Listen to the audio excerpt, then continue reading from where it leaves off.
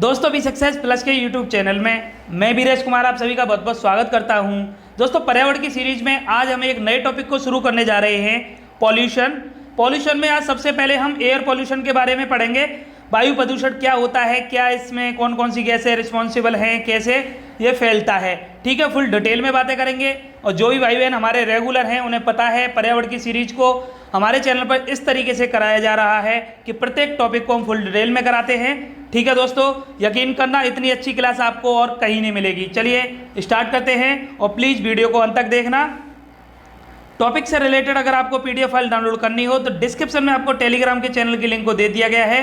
अब वहाँ से हमारे टेलीग्राम के चैनल के साथ जुड़ सकते हैं और टॉपिक वाइज जो भी टॉपिक से रिलेटेड पीडीएफ फाइल है उसको डाउनलोड कर सकते हैं, ठीक है दोस्तों। तो चलिए शुरू करते हैं। प्रदूषण, पॉल्यूशन क्या होता है, ये बात आप सभी लोग जानते होंगे और वैसे भी बचपन से पढ़ते आ रहे हैं। तो बचपन में पता होगा आपको, शायद आपने किया हो, तो निबंध लिखने को दिया जाता था कि प्रदूषण पर निबंध लिखिए। तो ज़्यादातर सभी ने लिखा होगा, ठीक है। तो प्रदूषण क्या होता है ये भी आप जानते हैं। तो चलिए बातें करते हैं, प्रदूषण होता क्या है, क्या इसके मतलब कौन कौन सी गैसें रिस्पॉन्सिबल होती हैं, किसके कारण फैलता है। तो चलिए, तो दोस्तों प्रदूषण का अर्थ क्या होता है। प्रदूषण का अर्थ होता है कि प्राकृतिक संतुलन में दोष पैदा होना। हाँ, जो हमारी नेचुरल चीज़ें हैं, ठीक है, जो संतुलन बना हुआ है, जो बैलेंस बना हुआ है, उसका बिगड़ जाना, जो भी दोष उसमें पैदा हो जाए तो उसे प्रदूषण कहते हैं। न तो शुद्ध वायु मिलना, न शुद्ध जल मिलना, न शुद्ध खाद्य मिलना, न शांत वातावरण मिलना। जैसे कि वायु में प्रदूषण हो जाएगा तो शुद्ध वायु हमें नहीं मिलेगी, ठीक है। जल में प्रदूषण हो जाएगा तो शुद्ध जल नहीं मिलेगा, मिट्टी में प्रदूषण हो जाएगा शुद्ध खाद्य नहीं मिलेगा, है ना, न शांत वातावरण मिलेगा।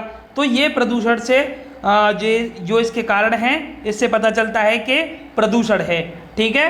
चलिए और देखते हैं, पर्यावरण के किसी भी घोतक में होने वाला अवांछनीय परिवर्तन जिससे जीव जगत पर प्रतिकूल प्रभाव पड़ता है प्रदूषण कहलाता है। डेफिनेशन बनाने को तो दोस्तों बहुत सारी डेफिनेशन बन जाएंगी, ठीक है, बशर्ते हमें बस पता होना चाहिए और हमारे माइंड में सेट होना चाहिए कि हाँ ये प्रदूषण होता क्या है, ठीक है। जो भी चीज़ें जैसे वायु में जितनी भी गैसेस वगैरह पाई जाती हैं, धूल कण पाए जाते हैं, इनके अलावा इसमें कोई भी अवांछनीय चीज़ की वृद्धि हो जाए, हानिकारक किसी चीज़ की वृद्धि हो जाए तो इसी को हम क्या कहेंगे, प्रदूषण कहेंगे, ठीक है। इसी को क्या कहेंगे, प्रदूषण कहेंगे। एग्जाम्पल जल का ले लो, पानी में जो चीज़ें हमें पाई जाती है, जो प्राकृतिक तौर पर दी गई हैं वो हमें मिल रही हैं तब तक ठीक है। जो बैलेंस बना हुआ है वाटर में वो तो ठीक है। जब उसमें जैसे कि फैक्ट्रियों से गंदे नाले छोड़ दिए गए और वैसे जो बाहित मल आ रहा है, इस तरीके से जब दूषित किया जाता है तो बस उसमें अवांछनीय पदार्थों के मिलने के कारण उसी को हम क्या कहेंगे, प्रदूषण का नाम देते हैं, ठीक है। तो क्लियर है ना, डेफिनेशन तो क्लियर होगी, इसमें तो ऐसा कुछ है ही नहीं। चलिए आगे देखते हैं। अब दोस्तों प्रदूषक क्या होते हैं, वो तो अभी तो प्रदूषण देखा हमने। प्रदूषक क्या होते हैं, प्रदूषक पॉल्यूटेंट्स क्या होते हैं। तो प्रदूषण उत्पन्न करने वाले पदार्थों को प्रदूषक कहते हैं। वेरी सिंपल, प्रदूषण उत्पन्न करने वाले पदार्थों को प्रदूषक कहते हैं। जैसे कि अब जल की बात करें तो जल में हमने क्या, फैक्ट्रियों में से गंदे नाले से पानी छोड़ दिया, उसमें बहुत सारे जो गैसेस वगैरह है और भी बहुत सारा जो रसायन वगैरह है वो मिल जाता है। तो जो प्रदूषण फैला रहा है तो वही प्रदूषक होंगे, ठीक है। हम बात करें सीसा है, कैडमियम है, पारा है, इनकी मात्रा जब बढ़ जाती है जल में तो ये क्या है, प्रदूषक का उदाहरण है, ठीक है, प्रदूषण है, ठीक है ना। दो तरीके के प्रदूषक होते हैं, एक होते हैं अपघटनीय प्रदूषक, एक होते हैं अनअपघटनीय प्रदूषक। अपघटनीय को कहा जाता है बायोडिग्रेडेबल पॉल्यूटेंट्स और अपघटनीय प्रदूषक को कहा जाता है नॉन बायोडिग्रेडेबल पॉल्यूटेंट्स, ठीक है दोस्तों। क्लियर है यहाँ तक, ठीक है ना। और दोस्तों यकीन करना इससे अच्छी क्लास आपको पूरे यूट्यूब पे नहीं मिलेगी, देख लेना आप पॉल्यूशन से रिलेटेड और हमारी सीरीज से कंपेयर कर लेना। हमारी सीरीज पर दोस्तों प्रत्येक टॉपिक को फुल डिटेल में कराया जा रहा है, ठीक है, और सभी की पीडीएफ भी आपको प्रोवाइड कराई जा रही है। तो प्लीज़ दोस्तों जो भी व्यक्ति चैनल पर नए आए हैं तो प्लीज़ वीडियो को लाइक कर दीजिए और कमेंट करके बताना और चैनल को सब्सक्राइब कर लीजिए। बेल आइकन पे प्रेस जरूर करना क्योंकि समय से आपको नोटिफिकेशन मिल सके, ठीक है। इतनी अच्छी अच्छी वीडियो आपसे निकलनी नहीं चाहिए, ठीक है। चलिए देखते हैं। तो दो तरीके के पॉल्यूटेंट्स हमने देख लिए, अपघटनीय प्रदूषक और अनअपघटनीय प्रदूषक। तो अपघटनीय प्रदूषक कौन से होते हैं, वे पदार्थ जो सूक्ष्म जीवों द्वारा सूक्ष्म जीवों द्वारा, जैसे वो बैक्टीरिया कवक जो हम उसमें पढ़ते हैं ना, अपघटनकर्ता ही तो कहा जाता है उनको, है ना, उनके द्वारा अपघटित होकर अपने विषाक्त प्रभाव को खो देते हैं, अपघटनीय प्रदूषक कहलाते हैं। ठीक है, जो डिग्रेडेबल होते हैं, जैसे कि वाहित मल, जो सीवेज होते हैं ना, वाहित मल, ये डिग्रेडेबल में आता है, अपघटनीय में आता है, जो सूक्ष्म जीवों के द्वारा अपघटित कर दिया जाता है। ठीक है, जैवीय अवशिष्ट पदार्थ, कूड़ा करकट आदि। ठीक है, तो ये क्या होते हैं, ये अपघटनीय होते हैं। तो याद रखना, डायरेक्ट यहाँ से भी प्रश्न पूछा गया है, पूछा जा सकता है आगे भी। ठीक है, अनपघटनीय प्रदूषक क्या होते हैं, वे पदार्थ जो सूक्ष्म जीवों द्वारा अपघटित नहीं हो पाते हैं, अनपघटनीय प्रदूषक कहलाते हैं। ठीक है, जिनको सूक्ष्म जीव डिकम्पोज नहीं कर सके, जैसे सीसा, पारा, कैडमियम, डीडीटी को पता होगा, डीडीटी के बारे में शायद आपने पढ़ा हो। पहले डीडीटी का छिड़काव किया जाता था, जिससे कि बहुत सारे जो पक्षी थे वो भी मर गए थे, है ना। तो जब इसको बंद किया गया था, 2,4-D इसका कृषि में इसका उपयोग किया जाता है, 2,4-D का, है ना। तो ये है सूक्ष्म जीवों द्वारा अपघटित नहीं होते हैं। ठीक है, और इनके कारण रोग भी होते हैं दोस्तों, ये भी पूछे जाते हैं बायोलॉजी में। हमने अभी तो खैर हमने नहीं पढ़ाया है, जो बायोलॉजी की हमारी सीरीज चल रही है 30 क्वेश्चंस की, वहाँ पर हमने इन सभी के बारे में बताया था। ठीक है, और हम आपको बताएंगे भी सीसा की अधिकता के कारण, पारा की अधिकता के कारण, कैडमियम की अधिकता के कारण कौन कौन से रोग हो जाते हैं।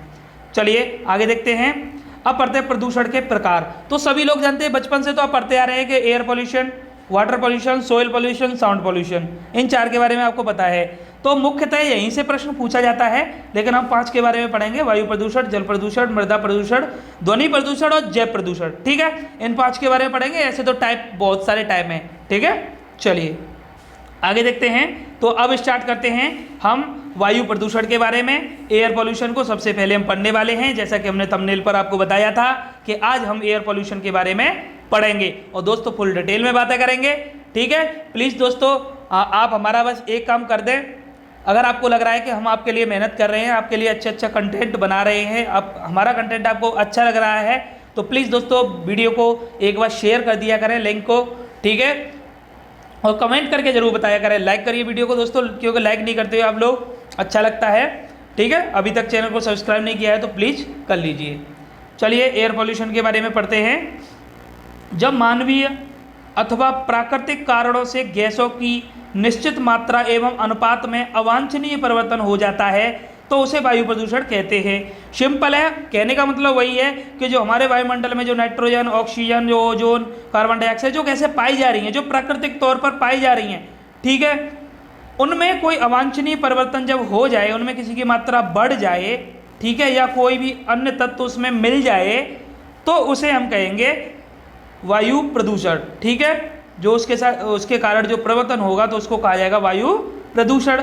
दूसरी भाषा में देखते हैं, यदि वायु में प्रदूषण कणों की मात्रा अधिक हो जाए तो उसे वायु प्रदूषण कहते हैं। ये सिंपल लैंग्वेज में है। ठीक है, चलिए आगे देखते हैं। शुद्ध वायु की संरचना देखते हैं। देखिए ये आपके लिए बहुत ही जरूरी है। ठीक है, इसे आप याद रखें कि कौन सी गैस कितनी % पाई जाती है। ठीक है, बहुत बहुत बहुत जरूरी है। ठीक है, तो देखिए दोस्तों, नाइट्रोजन हमारे वायुमंडल में पाई जाती है कितनी, 78.08%। एक्चुअल वैल्यू इसकी जो है परसेंटेज में याद रखें, 78.08%। ऑक्सीजन 20.95%, ऑर्गन 0.93%, कार्बन डाइऑक्साइड 0.0038%, ठीक है, नियॉन 0.0018%, हीलियम 0.005%, मीथेन 0.00017%। बस इतने ही आप याद रखना, बाकी तो फिर और ज़्यादा 0000 लग जाएंगे बेकार में, इतना तो नहीं पढ़ेंगे। ठीक है, तो बस इतना ही याद रखना।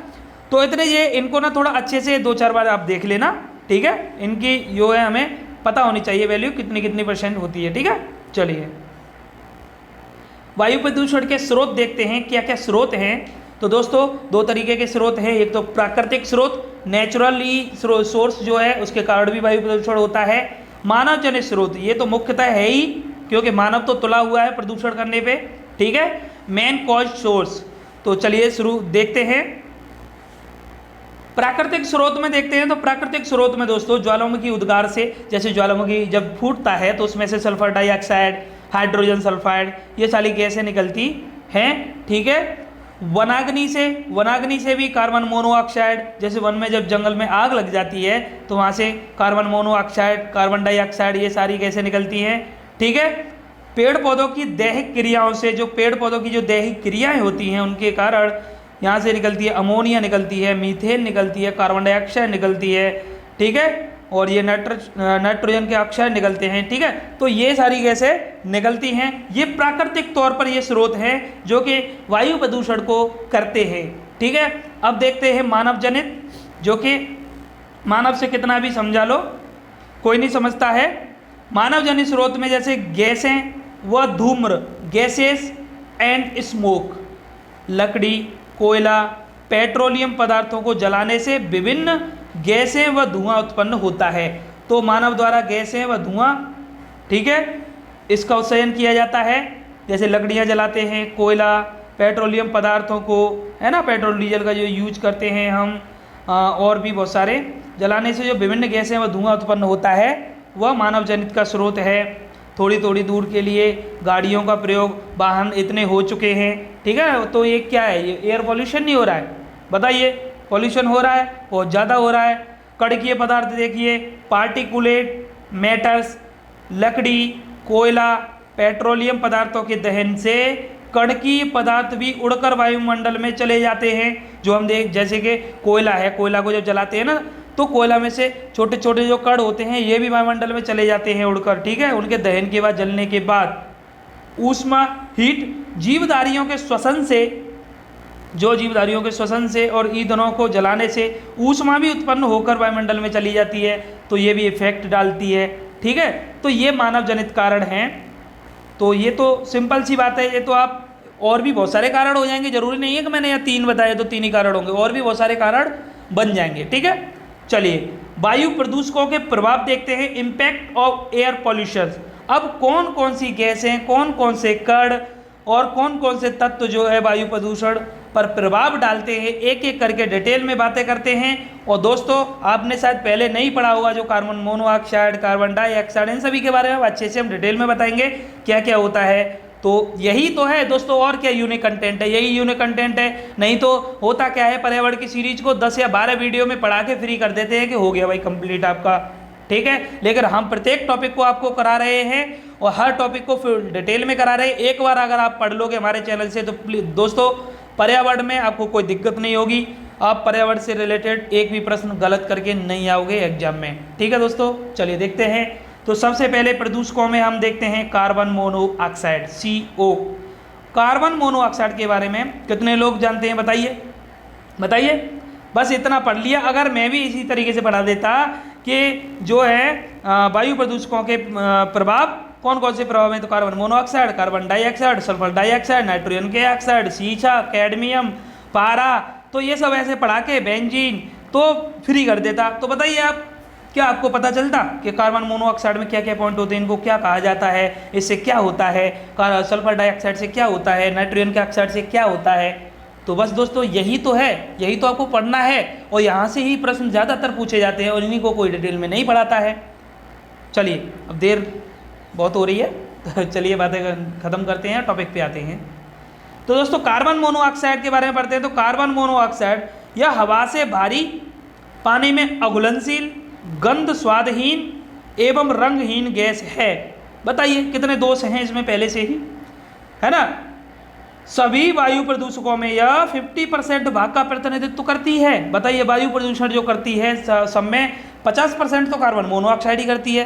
और दोस्तों, ये जितने भी हमारी गाड़ियां हैं ना, उनके धुओं से निकलती है, जो साइलेंसर होता है ना, वहाँ से निकलती है ईंधन को जलाने के बाद में कार्बन मोनोऑक्साइड। इसे दम घोंटू गैस भी कहते हैं। अगर आपसे पूछ लिया जाता है एग्जाम में कि दम घोंटू गैस किसे कहते हैं, तो आधे से ज़्यादा गलत करके आ जाते हैं और आधे से ज़्यादा के समझ में नहीं आता, है ना। क्योंकि अब लोग डिटेल में नहीं पढ़ना चाहते हो।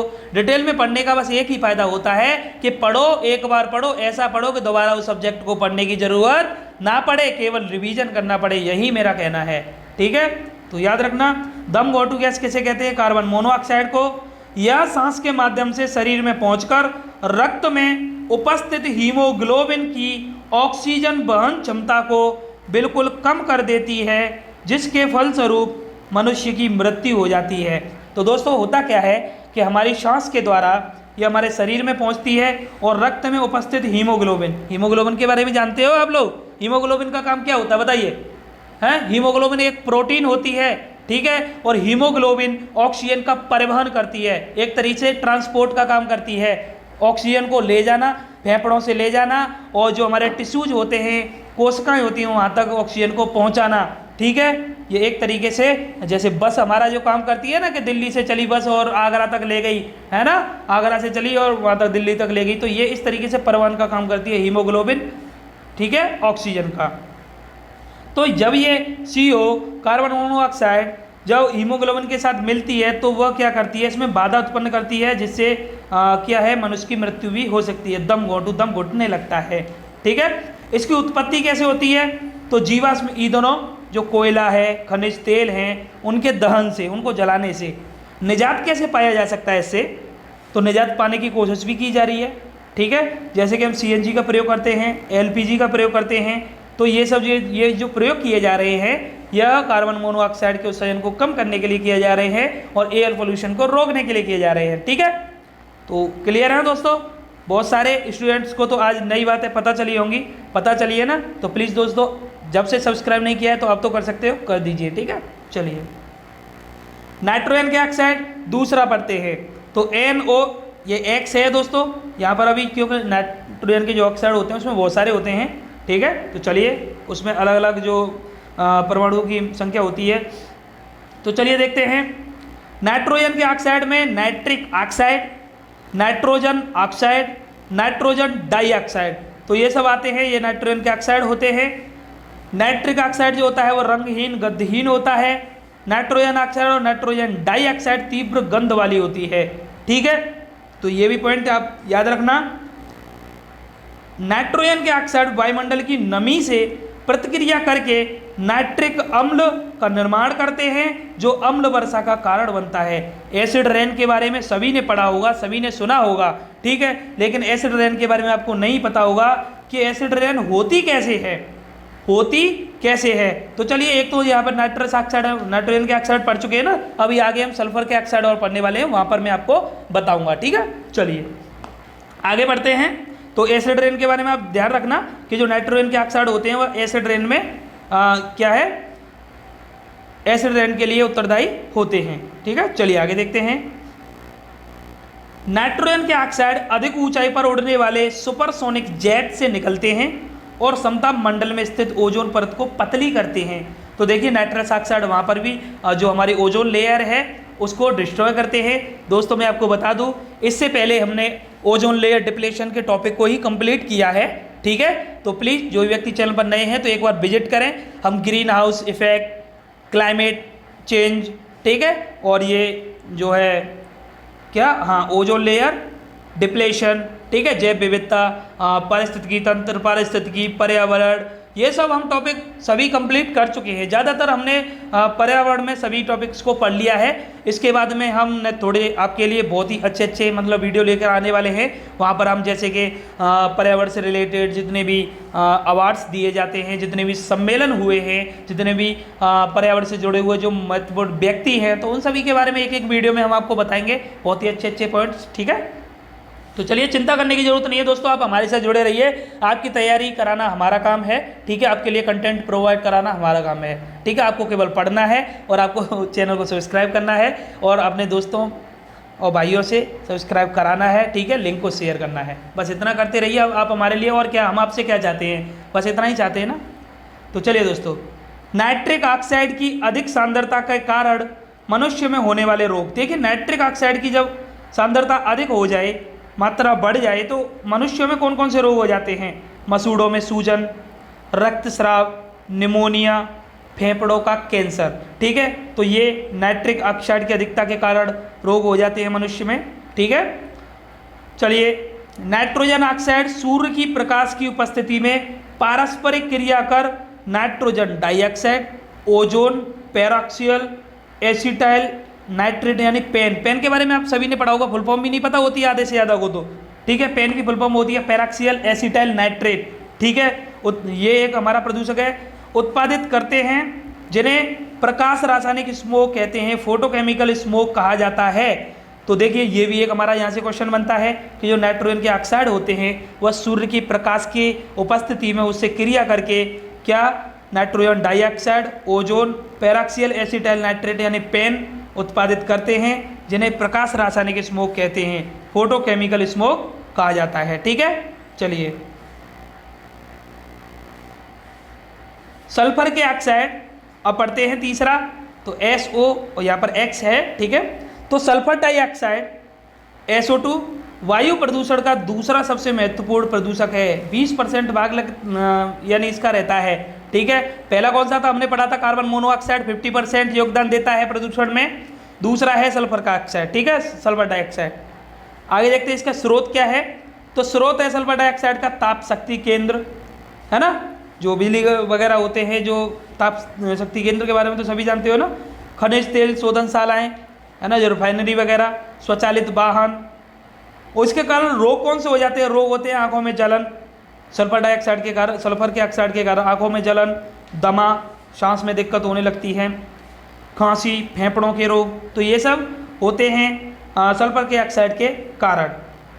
दोस्तों सल्फर डाइऑक्साइड को SO2 लगा हुआ है, देख लेना दोस्तों, क्रैकिंग गैस भी कहते हैं। क्या कहते हैं, क्रैकिंग गैस, क्रैकिंग गैस। जैसे कि अभी पीछे बताया था ना कि दम घोटू गैस किसे कहते हैं, कार्बन मोनोऑक्साइड को। ठीक है, उसी तरीके से SO2 को कहते हैं क्रैकिंग गैस। SO2 भी अम्ल वर्षा के लिए जिम्मेदार है, अम्ल वर्षा के लिए जिम्मेदार है। कैसे है, अब मैं यहाँ पर आपको बताता हूँ। देखिए दोस्तों, जैसे ये क्या है, आप कह रहे हो ये क्या बना रहे हैं हम, ये देखो चिमनी है, चिमनी वो जो फैक्ट्रियों में लगी रहती है, यहाँ से जो धुआं निकलता है दोस्तों, यहाँ से जो धुआं निकलता है, इसके साथ जो क्या होता है, नाइट्रोजन के ऑक्साइड, सल्फर के ऑक्साइड जो है ना बनते हैं वायुमंडल में।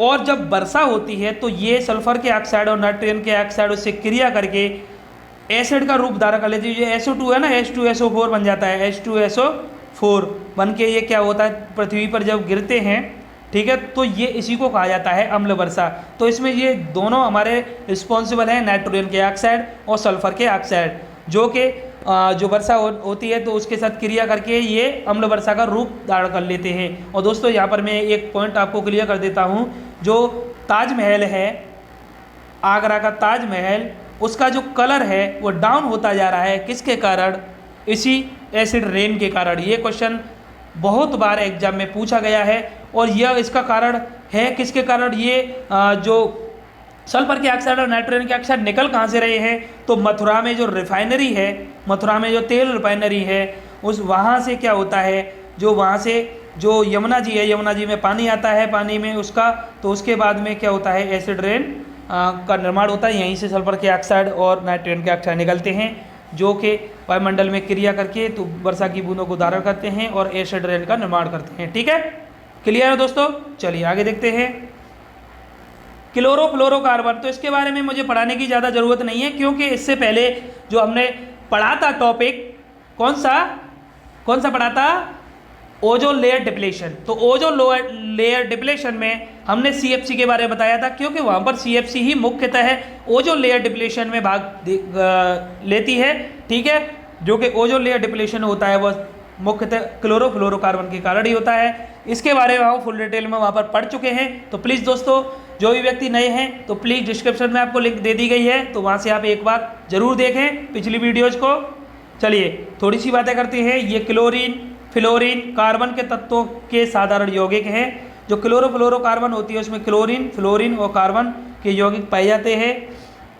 CFC ओजोन परत क्षरण के लिए उत्तरदायी होती है। ठीक है, आगे कार्बन डाइऑक्साइड। तो कार्बन डाइऑक्साइड के बारे में भी ज़्यादा बताने की ज़रूरत नहीं है, क्योंकि कार्बन डाइऑक्साइड वायुमंडल में CO2 की सांद्रता की वृद्धि होने से हरित ग्रह प्रभाव, ग्रीन हाउस इफेक्ट में वृद्धि होती है। तो ये टॉपिक भी हम कंप्लीट कर चुके हैं। Green house effect, green house गैसें, ठीक है, क्लाइमेट चेंज, ये सब पढ़ चुके हैं हम। ठीक है, तो CO2 के बारे में भी जानते हैं, कहाँ से निकलती है, कैसे इसका मतलब उत्पत्ति होती है, कैसे उत्सर्जन होता है। तो चलिए आगे देखते हैं, और भी देखते हैं। जैसे मीथेन है, मीथेन भी इसमें योगदान देती है। मीथेन कहाँ से निकलती है दोस्तों, मीथेन निकलती है कोयले की खान से, कोयले की खान से। ठीक है, और दोस्तों एक चीज़ और देखी होगी, जो पशु होते हैं, जो बैठे बैठे देखे होंगे कि जब पशु बंधा होता है तो उसका मुंह चलता रहता है, मुंह चलता रहता है तो उसके मुंह से सफ़ेद सफ़ेद जो है झाग निकलते हैं साइड में, तो उसको जुगाली करना कहते हैं, उसको जुगाली करना। तो वो जो जुगाली करते हैं ना, वहाँ से भी मीथेन निकलती है, ठीक है, वहाँ से भी मीथेन निकलती है, धान के खेत से निकलती है। तो ये सब पॉइंट्स जो है पूछे गए हैं दोस्तों, पूछे जाते हैं, ठीक है, तो ध्यान दे रहे हैं इन पे, लिख लेना आप लिखना चाहो तो। शीशा की अधिकता के कारण भी बेंजीन, कैडमियम, है ना, कुछ धातुएं और भी हैं जिनके कारण जो है एयर पॉल्यूशन होता है। तो ये पॉल्यूटेंट्स हमने यहाँ पर पढ़े, ठीक है। अब देखते हैं वायु प्रदूषण नियंत्रण के उपाय। तो कुछ उपाय, वायु प्रदूषण को कैसे रोका जा सकता है, क्या उपाय है, तो ये सब चलिए देखते हैं और बातें करते हैं। वायु प्रदूषण नियंत्रण के उपाय, पहला है कि समाज के प्रत्येक वर्ग के लोगों की वायु प्रदूषण से उत्पन्न होने वाले घातक परिणामों से अवगत कराया जाए। मतलब लोगों तक ये जानकारी पहुंचाई जाए, उनको इस प्रदूषण के बारे में बताया जाए, और जो आगे जो घातक परिणाम हम भुगतने वाले हैं उस सबसे अवगत कराया जाए। क्योंकि होता क्या है, इंडिया में जो है ना लिटरेसी दर कम है, गांव के लोग तो वैसे भी नहीं समझते हैं, है ना, उनको क्योंकि जानकारी नहीं होती है, तो उनको बताना पड़ेगा, अवगत कराना पड़ेगा। और भी वैसे भी लोग ना समझना कम चाहते हैं, ठीक है। तो ये पहला हमारा उपाय है कि सभी लोगों को इसके बारे में अवगत कराया जाए, उनको जानकारी दी जाए कि इससे जो आप जो लोग ये काम कर रहे हो उससे आगे कौन से परिणाम भुगतने पड़ सकते हैं, ठीक है। तो दूसरा है ऊर्जा के वैकल्पिक साधनों के प्रयोग को बढ़ावा दिया जाए, जैसे कि जैव द्रव्य ऊर्जा, ज्वारी ऊर्जा, सौर ऊर्जा, पवन ऊर्जा, जल विद्युत ऊर्जा। तो ठीक है ना, सौर ऊर्जा पे बहुत काफ़ी ध्यान दिया जा रहा है क्योंकि इससे प्रदूषण नहीं होता है। सौर ऊर्जा के लिए और बहुत सारी योजनाएं जो चलाई जा रही हैं, भारत सरकार के द्वारा भी चलाई जा रही हैं, ठीक है, तो ये तो आपको पता होगा, है ना। चलिए आगे आगे देखते हैं। जैसे कि सौर ऊर्जा के तहत ही दोस्तों मैं हाँ एक बात और बता दूं कि जो खेतों पर और छतों पर सोलर पैनल लगाए जा रहे हैं, इसीलिए लगाए जा रहे हैं, ठीक है, जिससे कि हम जो है ना वायु प्रदूषण जो प्रदूषण हो रहा है उसको रोक सकें। आगे देखते हैं, वाहनों में पेट्रोल की जगह सीएनजी का प्रयोग किया जाए। सीएनजी की फुल फॉर्म आप याद रखना, पूछी जाती है। तो इसे सीएनजी की जो फुल फॉर्म होती है वह होती है compressed natural gas. Compressed natural gas हमने बताया था ना अभी पीछे आपको, सीएनजी और एलपीजी का प्रयोग क्यों किया जा रहा है, प्रदूषण, एयर प्रदूषण को रोकने के लिए, ठीक है। आगे, प्राणघातक प्रदूषण करने वाली सामग्रियों जैसे एसी, फ्रिज में जो सीएफसी का प्रयोग किया जाता है ना, तो उनमें कटौती की जाए, उनका उत्पादन उत्सर्जन कम किया जाए। वैसे तो पहले अमोनिया का किया जाता था, फिर सीएफसी का किया जाने लगा, फिर एचएफसी का किए जाने लगा, फिर ठीक है ना। तो इस तरीके से हम चेंजिंग करते आ रहे हैं जिससे कि प्रदूषण कम हो। सीएफसी तो वैसे भी खतरनाक है क्योंकि इससे ओजोन लेयर का डिप्लेशन होता है, ठीक है। चलिए और देखते हैं, पांचवा है फैक्ट्रियों की चिमनियों में बैग फिल्टर लगा होना चाहिए। बैग फिल्टर क्या होता है, जिससे कि धुआं जो भी तत्व होते हैं उनको जो फिल्ट्रेशन किया जा सके, ठीक है। तो ये सब और भी बहुत सारे जो उपाय हैं प्रदूषण को कम करने के लिए, तो यहाँ से प्रश्न कम पूछे जाते हैं दोस्तों, ठीक है। तो ये तो बस हमें बेसिक तरीके में पता होना चाहिए। तो दोस्तों एयर पॉल्यूशन में हमने आज पढ़ा, बहुत सारी चीज़ें देखी एयर पॉल्यूशन के बारे में, बहुत सारी गैसों के बारे में हमने पढ़ा। तो वीडियो आपको कैसी लग रही है दोस्तों, प्लीज़ लाइक तो कर सकते हैं आप, तो प्लीज़ लाइक कर दीजिए दोस्तों। बहुत सारे लोग तो ऐसे होते हैं लाइक करने में पता नहीं उनको अंदर से क्या होता है कि लाइक भी नहीं करते, सब्सक्राइब नहीं करते हैं। बताइए, हम आपके लिए कभी भी आप ये सोचना चाहिए आपको तो कि सामने वाला जो बंदा है आपके लिए सब कुछ फ्री में प्रोवाइड करा रहा है, कंटेंट लिखता है, वीडियो बनाता है, PDF फाइल प्रोवाइड करा रहा है, सब कुछ करा रहा है, तो आपका तो इतना तो दायित्व बनता है कि आप लाइक करें, कमेंट करके बताएं और चैनल को सब्सक्राइब करें। और अगर आपको दूसरों के लिए कुछ करने से खुशी होती है तो आप वीडियो को शेयर भी ज़रूर करेंगे, ठीक है। और ये होनी चाहिए, पता है, दूसरों के लिए कुछ करने से जो खुशी मिलती है ना, उसका अलग ही मज़ा होता है। तो प्लीज़ दोस्तों आप भी हमारे लिए कुछ करें, आप हमें प्रमोट करें, ठीक है, हमारे चैनल के साथ जुड़ें और अपने भाई बहन रिश्तेदार जो भी दोस्त हैं उनको जोड़ें, ठीक है दोस्तों। मिलते हैं नेक्स्ट वीडियो में। तो नेक्स्ट वीडियो में हम पढ़ेंगे एक और प्रदूषण के बारे में, शायद हम वाटर पॉल्यूशन के बारे में पढ़ेंगे या सॉइल पॉल्यूशन, वाटर पॉल्यूशन के बारे में पढ़ेंगे, ठीक है। तो नेक्स्ट वीडियो के लिए आप बेल आइकन पर प्रेस करके रखना, ठीक है। और मिलते हैं नेक्स्ट वीडियो में। थैंक्स फॉर वॉचिंग, और चैनल को सब्सक्राइब करना ना भूलना, ठीक है, बेल आइकन पे प्रेस करना। धन्यवाद, जय हिंद, जय भारत दोस्तों, ठीक है। चलिए।